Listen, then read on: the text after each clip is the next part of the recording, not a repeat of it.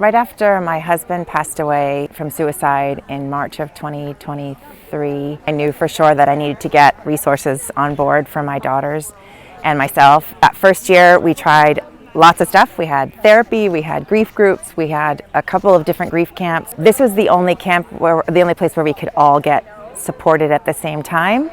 And I still think back to when my kids came out of another camp and said they have no idea what they're doing. Comfort Zone totally does it way better than this camp did. I remember when I first came, I thought it was sort of a one and done, and the fact that they were able to allow us to return year after year meant that we could not only kind of get support for the 3 days that we're here, but that we have an entire community of people that support us throughout the year. One thing that I've noticed is how isolated we felt before we came, and particularly my girls. I remember my daughter said that first week after my husband died, she was at school and someone heard that her dad had died and said, "I get it, my dog died last year." And she just was like, "You don't get it." And so coming here and meeting other kids who have lost their parents, and particularly lost their parents to suicide, because that's the other thing that's really special about this specific camp, is that they don't get that anywhere else. And equally, I think for myself, coming here and knowing that everybody else has had that experience just means there's a different way that we can all relate to each other.